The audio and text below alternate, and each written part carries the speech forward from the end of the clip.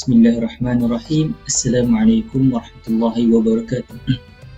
Baik, kami daripada kumpulan yang akan membentangkan hadis yang keempat yang bertajuk Atwarul Khuluqul Insan wa Khatimatuh. Okey.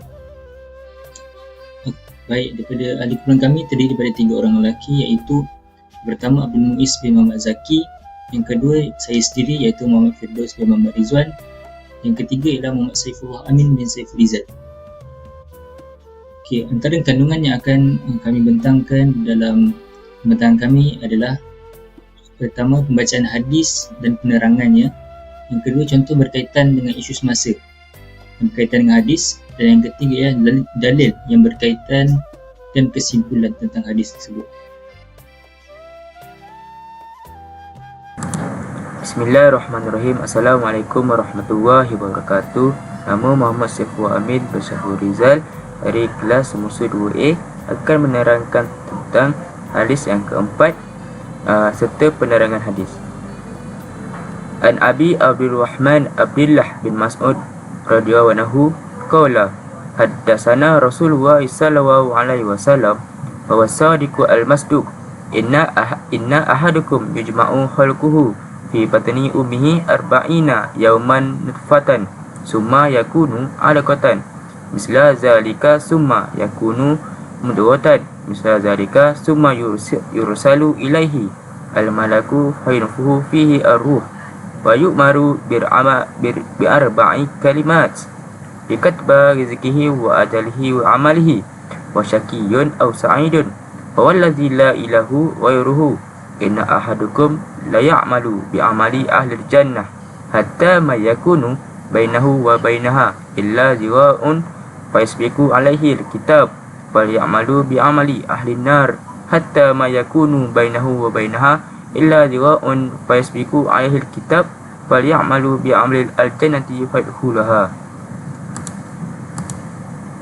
Maksudnya, dari Abdurrahman Abdullah bin Mas'ud radhiyallahu anhu katanya, Rasulullah sallallahu alaihi wasallam telah menceritakan kepada kami, sedangkan baginda seorang yang benar dan dibenarkan kata-katanya, sabdanya, sesungguhnya seseorang kamu dikumpulkan kejadiannya dalam perut ibunya selama 40 hari berupa setitik air mani, kemudian menjadi segumpal darah selama itu pula, kemudian seketul daging seperti yang demikian itu juga, iaitu 40 hari, kemudian diutuskan kepadanya malaikat, lalu ditiupkan roh kepadanya dan diperintahkan menulis 4 perkara, iaitu rezekinya, ajalnya, amalannya, celaka dan bahagianya. Maka demi Allah yang tiada Tuhan selain daripadanya, sesungguhnya seseorang kamu itu tetap akan beramal dengan amalan ahli syurga, sehinggalah di antaranya dengan syurga itu jaraknya semua sehasta sahaja. Tiba-tiba dia telah didahului oleh tulisannya, yakni suratan takdir, sehingga dia beramal dengan amalan ahli neraka, maka masuklah ia ke dalam neraka. Dan sesungguhnya seseorang kamu tetap akan beramal dengan amalan ahli neraka, sehinggalah di antara dirinya dengan neraka cuma sehasta sahaja. Tiba-tiba dia telah didahului oleh tulisannya, sehingga dia beramal dengan amalan ahli syurga, maka akhirnya masuklah dia ke dalam syurga. Seterusnya, penerangan hadis. Hadis ini merupakan hadis yang keempat daripada buku hadis Arba'in, iaitu hadis 40 karangan Imam Nawawi, dan ia menceritakan tentang peringkat kejadian manusia, ketentuan dan kesudahannya. Ia membuktikan kekuasaan Allah dalam mencipta manusia dari permulaan kejadian, cara pembentukan manusia secara berperingkat-peringkat, amal yang dilakukan dalam masa hidupnya dan akhir hidupnya, dan juga tempat yang akan didiaminya kelak. Penciptaan manusia bermula daripada air mani selama 40 hari, darah 40 hari, dan kemudian segumpal daging selama 40 hari juga. Daripada daging yang kecil inilah ianya akan berubah menjadi manusia. Seterusnya, ada malaikat khusus yang memantau keadaan, pergerakan dan perubahan air mani itu, iaitu malaikat penjaga rahim.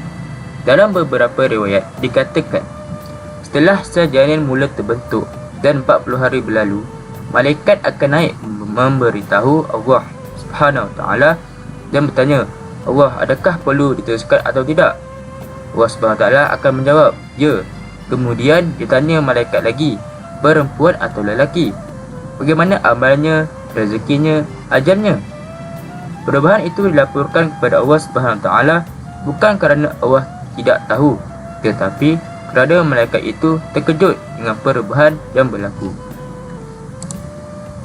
Setelah lengkap 120 hari, baru Allah SWT menghantar malaikat yang lain untuk membawa roh sebagai menggantikan malaikat yang menjaga rahim tadi. Persoalannya, kenapa Allah SWT tidak menjadikan manusia sekaligus sahaja? Sudah siap. Allah SWT ingin menunjukkan bahawa malaikat itu disibukkan untuk menjaga manusia sebelum dilahirkan. Apa itu roh? Roh ialah satu jisim yang halus dan lembut dan menyatu pada bahan manusia seumpama air menyatu pada pokok yang hijau. Oleh itu, ianya amat sukar untuk dipisahkan. Bagaimana rupanya, wallahu alam. Akhir sekali, Imam Nawawi menyatakan yang menjadi penentu kepada kehidupan seseorang itu adalah penghujung nyawanya. Hadis ini mengingatkan bahawa orang yang berbuat baik tidak semestinya akan mendapat penghujung kehidupan yang baik juga. Dia dapat menyelamatkan mereka agar tidak sombong dengan amalan yang dilakukannya. Sekian itu dari saya. Terima kasih.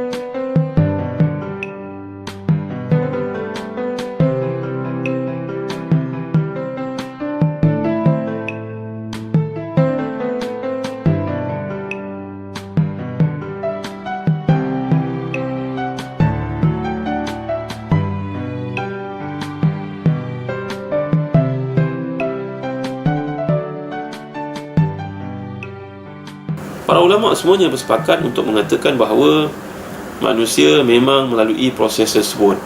40 hari titis mani dalam rahim ibu, 40 hari segumpal darah, 40 hari jadi mudghah. Mudghah ni para saintis ternyata buktikan perkataan digunakan perkataan madara. Mudghah maknanya merujuk kepada satu bentuk seperti yang tergantung. Bagaimana kita nak gambarkan satu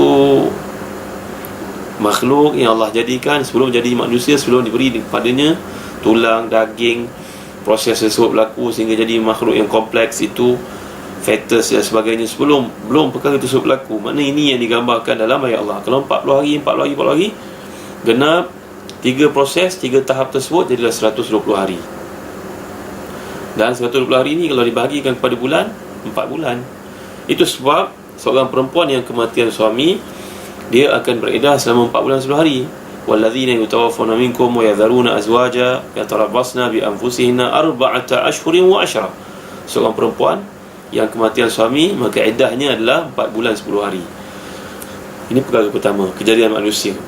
Sekarang yang membimbangkan kita adalah 4 perkara yang disebut dalam hadis Nabi SAW di sini, iaitu yang pertama tentang rezeki. Rezeki ni tak timbul masalah lah, kerana dalam hadis yang jelas, ayuhanas ittaqullah wa ajmilu fit talab fa inna nafsan lan tamut hatta tastawfi rizqaha wa in abta'a anha fattaqullaha wa ajmilu fit talab khuzu ma khal wad'u ma hal wad'u ma haram. Dalam hadis menjelaskan bahawa kamu ni minta pada Allah bersederhanalah. Jangan minta dari sudut satu perkara, minta detail, minta sampai terperinci. Allah memahami apa yang kau minta. Minta, ya Allah luluskan anak aku ni dalam pemeriksaannya, matematik dapat A1, bahasa Inggeris dapat A1, geografi dapat A1. Bukan begitu muslim-muslimat sekalian, minta secara umum. Dan dalam hadis ini Nabi menggambarkan kamu tidak akan mati sampai kamu menyempurnakan semua rezeki yang Allah peruntukkan untuk kamu. Dengan sebab itu, carilah yang halal, jangan usahakan yang haram. Kerana bila kamu usahakan yang haram tu akan ditarik oleh Allah. Contohnya bagaimana? Seorang electrician, kita sepatutnya buat satu wiring di suap jabat dengan kadar RM100. Tapi kita menipu manajemen, kita kata saya telah sama wire itu dan ini, maka kita perlu RM300. RM200 nanti akan ditarik balik oleh Allah, saudara.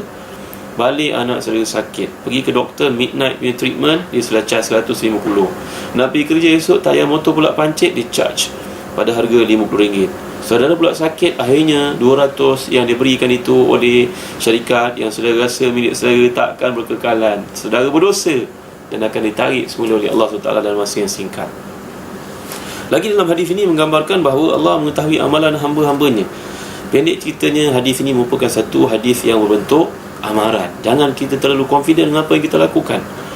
Kerana perumpamaan yang mungkin boleh diberikan, seorang munafik, zahir amalannya macam ahli syurga, tapi dalam hatinya dendam, kesumat, kebencian kepada Islam, maka nerakalah yang layak baginya. Benarkah begitu? Jelas dalam hadis menunjukkan seperti itu. Dan seorang lagi mukmin beribadah dengan Allah, tapi ada riak pula dalam diri, lantas ditolak oleh Allah menepati maksud hadis. Dan dalam konteks yang lain, seorang yang telah membunuh 99 jiwa, tiba-tiba dia mencari jalan keluar, yang kemudian selepas dibunuh yang ke-100, barulah dia dapat hidayah daripada Allah, petunjuk daripada seorang ustaz memberikan kepada jalan keluar, dan dia bertaubat. 100 nyawa yang telah dibunuh itu semuanya diampunkan Allah. Lihat, jangan kita mengukur seorang pada zahirnya. Kita mengharap pada Allah hidayah dalam apa yang kita lakukan. Hadis ini memberi satu penjelasan yang harus kita fahami. Ketetapan di sisi Allah itu kita tidak tahu. Para sahabat ketika bertanya kepada Nabi, kalau gitu kita biarlah apa yang berlaku Nabi, sebab semua telah ditetapkan. Dia jawab, tidak. I'malu fakullun muyassarun lima khuliqa lahu. Beramallah kerana setiap kamu telah pun ditetapkan kemudahan untuk melakukan kebaikan, kemudahan untuk melakukan kejahatan. Carilah kawan yang baik, minta doa kepada Allah selalu, dan banyaklah muhasabah diri. Ia adalah laluan untuk kita masuk ke dalam redha Allah dan syurga-Nya. Allahu a'lam. Assalamualaikum warahmatullahi wabarakatuh.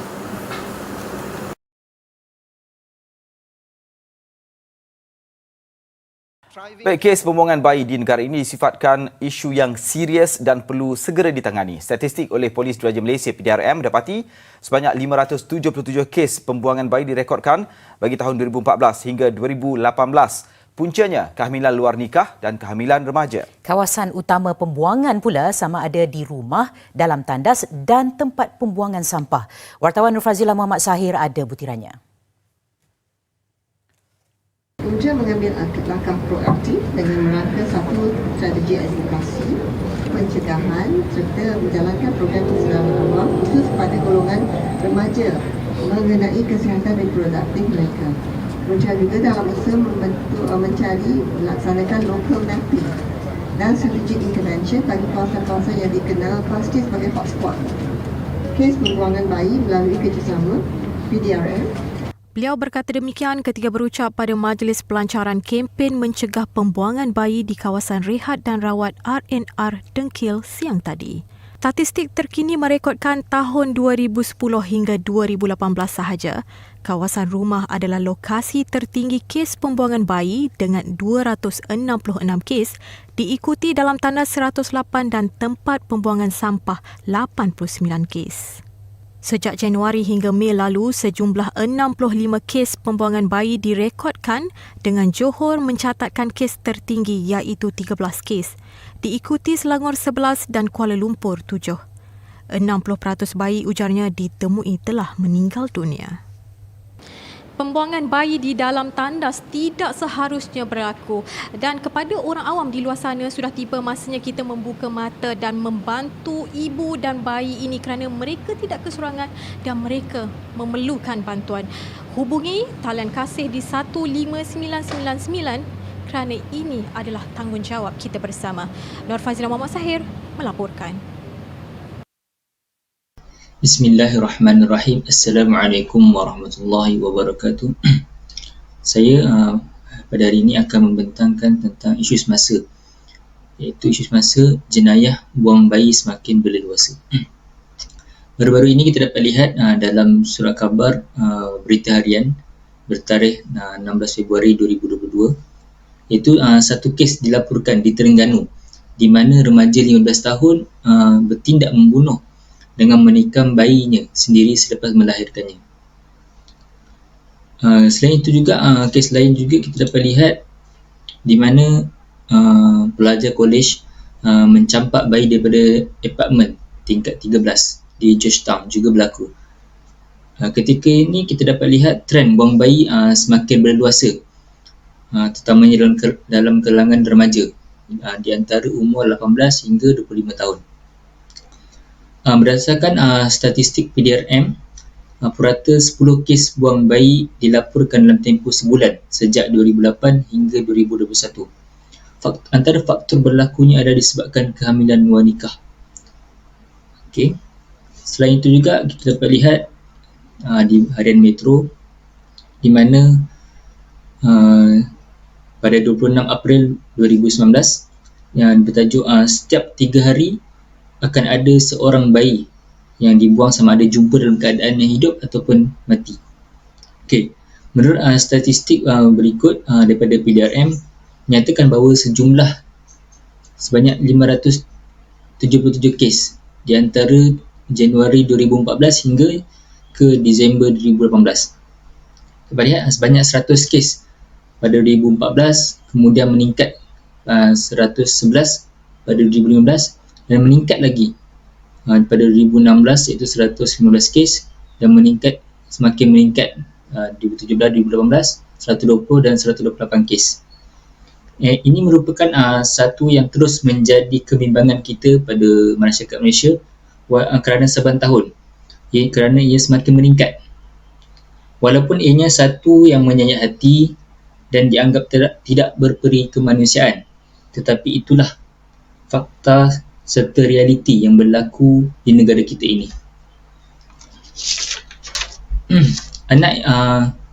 Allah SWT telah menjadikan anak ini adalah bayi yang tidak bersalah dan tidak sepatutnya berlaku sedemikian. Ini akan pula sebagai negara yang majoriti kita beragama Islam. Sepatutnya ini bukanlah suatu isu yang sepatutnya timbul. Hal ini demikian kerana sikap atau didikan ibu bapa itu sendiri yang kurang, terutamanya khusus dalam agama itu sendiri kepada mereka. Ini anak-anak ni kurang didikan agama mereka menyebabkan mereka faktornya mereka mudah untuk melakukan kes buang bayi ini. Sebagai ibu bapa sepatutnya mendidik dan sentiasa mengajar anak-anak kita tentang didikan agama, landaskan apa yang dibawa Nabi SAW, agar tidak mudah bergaul dengan antara lelaki dengan perempuan yang boleh menyebabkan kes zina. Seterusnya, lebih teruk lagi ialah kes buang bayi ini.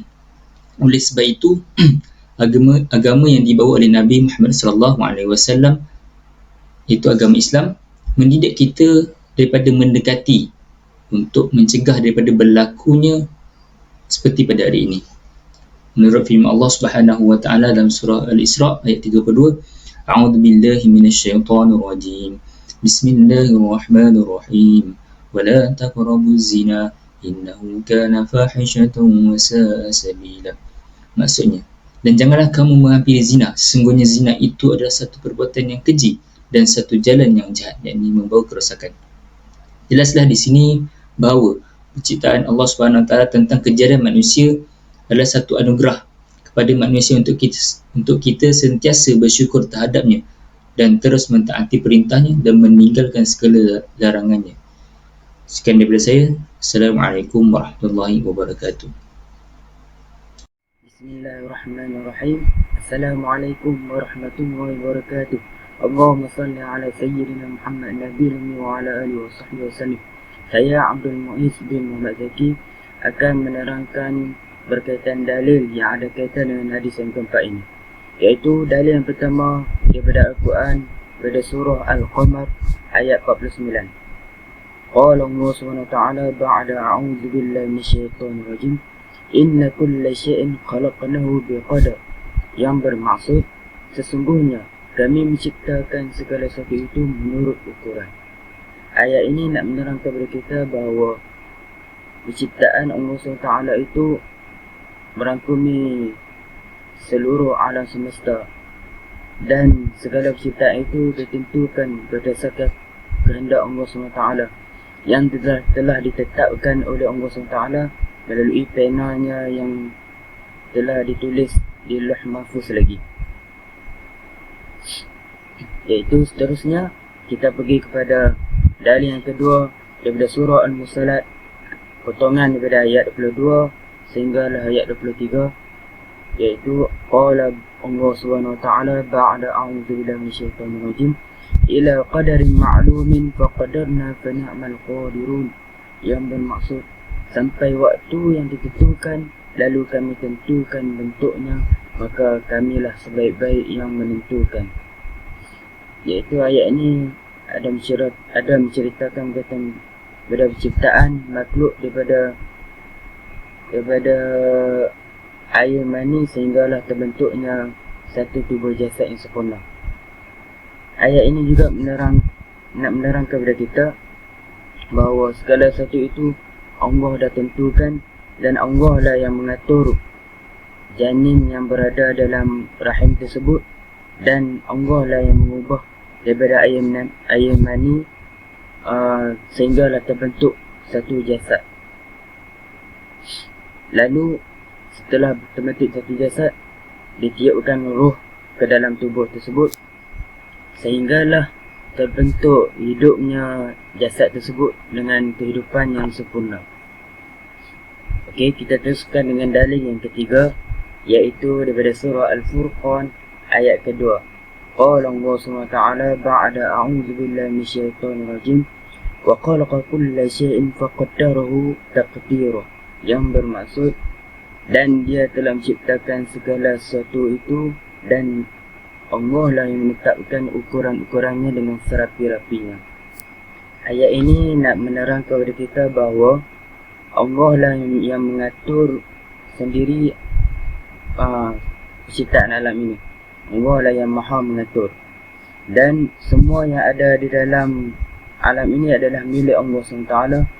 Kita sebagai hamba hanyalah menyembah kepadanya dan sentiasa perlukan dan mengharapkan rahmat daripada Allah SWT, baik daripada alam langit ataupun alam darat ataupun alam bumi ini, sama ada daripada manusia ataupun haiwan, tumbuh-tumbuhan, semuanya adalah ciptaan daripada Allah SWT. Dan semua ini, segala sesuatu ini yang diciptakan Allah, diberikan kelengkapan dan persiapan-persiapan sesuai dengan naluri ataupun sifat-sifat ciptaan tersebut. Semuanya ada fungsi masing-masing. Okey, jadi kita teruskan pada dalil yang terakhir, iaitu daripada surah Al-A'la ayat yang ketiga. Qala Allah Subhanahu wa ta'ala ba'da a'udzu billahi minasyaitonir rajim wallazi qaddara fahada, yang bermaksud dan yang menentukan kadar masing-masing, dan Allah lah yang memberi petunjuk. Ayat ini nak menerangkan kepada kita bahawa Allah yang menentukan apa yang dikehendaki oleh Allah SWT, dan Allah lah yang beri petunjuk kepada apa yang telah ditentukan oleh Allah SWT, sama ada berupa amal kebaikan ataupun amal keburukan. Semoga Allah memberi taufik dan hidayah kepada kita semua untuk bisa melaksanakan kebaikan dan meninggalkan segala keburukan, insya-Allah. Allahumma amin.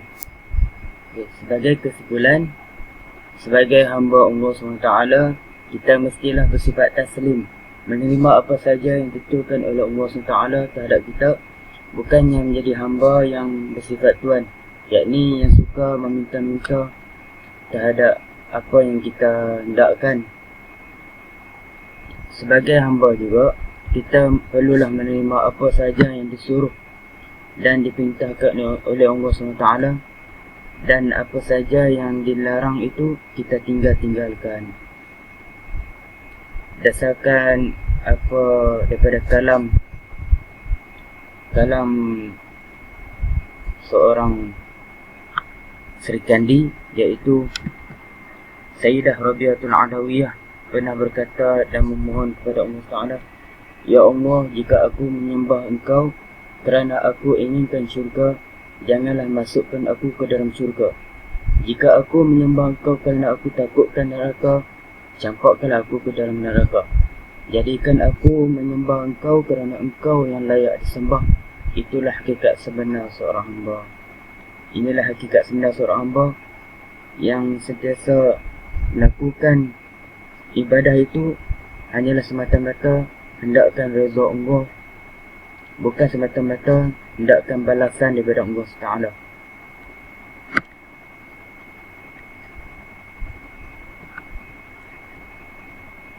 Seterusnya, dasarkan kalam Sayyidah Rabi'atul Adawiyah tadi, kita boleh bahagikan peringkat seorang itu ibadah itu kepada 3. Yang pertama, ibadah orang yang merdeka, yakni ibadah orang yang tak mengharapkan syurga atau takutkan neraka. Ini adalah peringkat ibadah yang tertinggi. Ini peringkat ibadah orang-orang salafus soleh ataupun para alim ulama. Iaitu seterusnya peringkat yang kedua, iaitu ibadah hamba sahaya. Ibadah orang yang takut dihukum tuannya, yakni takut diseksa oleh neraka, dan tidak menjadi kesalahan untuk kita beribadah seperti ini kerana lebih baik daripada tidak buat. Dan ibadah yang terakhir ialah ibadah seperti orang yang berniaga, iaitu orang yang hanya mengharapkan ganjaran pahala daripada Allah SWT. Ini juga tidak menjadi salah kerana ianya lebih baik daripada kita tidak buat. Dan yang terakhir sekali, iaitu qada merupakan apa yang telah ditulis oleh Allah SWT, dan qadar pula adalah apa yang ditulis oleh Allah itu berlaku. Nabi Muhammad SAW amat membenci apabila seorang itu membincangkan mengenai qada dan qadar Allah SWT. Oleh itu, marilah kita sama-sama jadi hamba yang sentiasa menyerah dan sentiasa menerima apa yang Allah beri dengan perasaan bahagia, penuh kemanisan dan keindahan. Sekian sahaja daripada kumpulan kami. Terima kasih banyak-banyak. Jazakumullahu khairan katsira wa barakallahu fiikum. Wassalamualaikum warahmatullahi wabarakatuh.